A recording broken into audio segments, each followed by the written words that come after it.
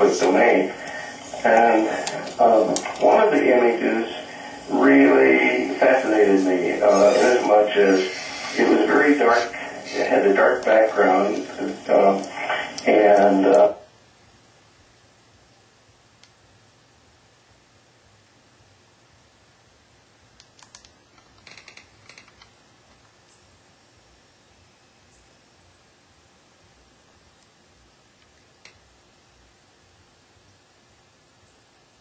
look for the image number.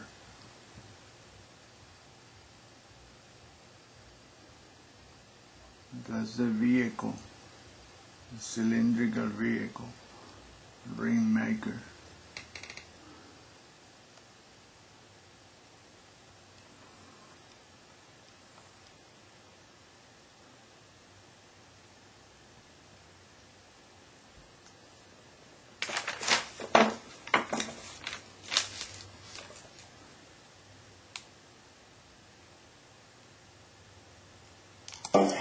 and I could trace the outer edge of the A-ring on the left side.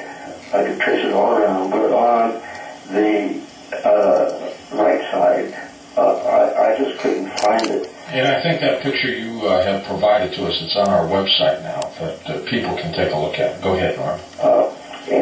Yeah, we'll be going to the website so you can get there and look at this. And so that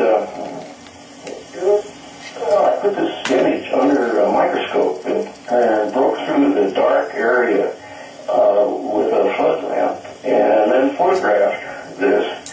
And lo and behold, the ring was literally cut off.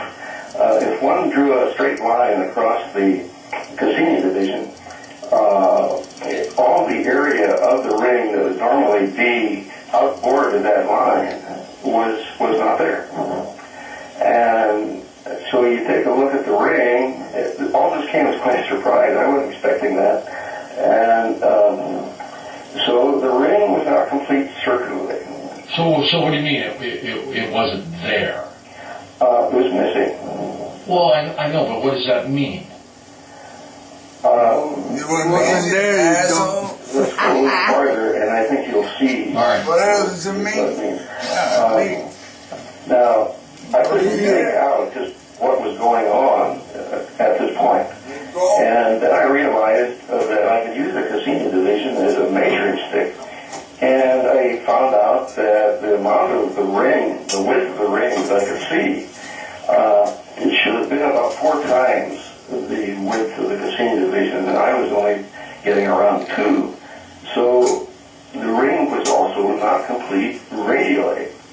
Then, recognizing that, I noticed at the foot of the ring there was a cylindrical object, and from this object there were emissions, and it was these emissions that were making the ring. All the emissions you saw were constrained to the length of this object, and that's how the rings were made. So I think that answers your question of what it meant.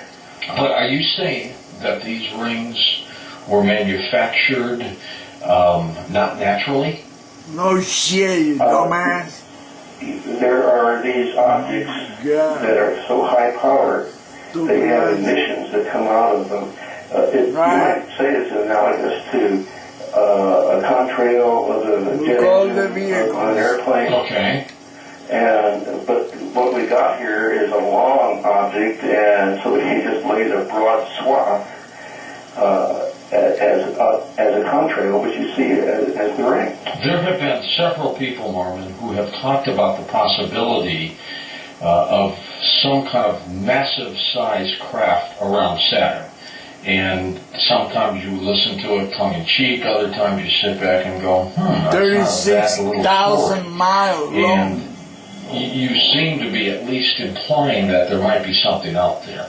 Well, yeah, not only implying it, but now if one were to click on my name and go to the Ring Makers, the Saturn website, the first thing that'll pop up there is the front jacket cover of the book Ring Makers, the Saturn. With this big right dot there, Yeah. this red dot. Okay, now that is part of an emission, and you can barely see the object. In this case, it's pretty cool the way the pictures is presented there. The brown area on the right is the V ring.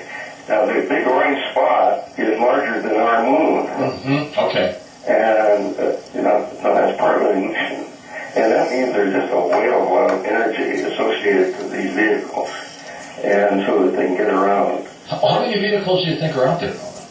Well, Thousands of them. there's certainly more than two. I found the number of them embedded in the ring. And now if you click on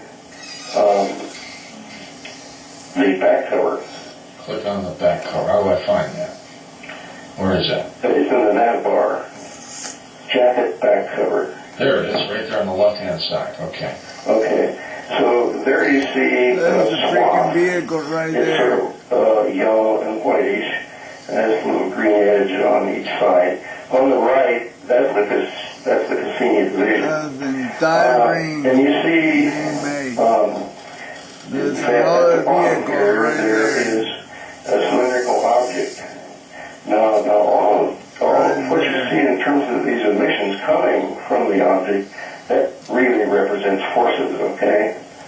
Now on each end, you'll see a coloration, and that represents a longitudinal force. So you've got longitudinal forces going on, you've got vertical forces, and even below You get the the one end size here, of you that see a thing. luminous source. So Damn. there's another source there of forces.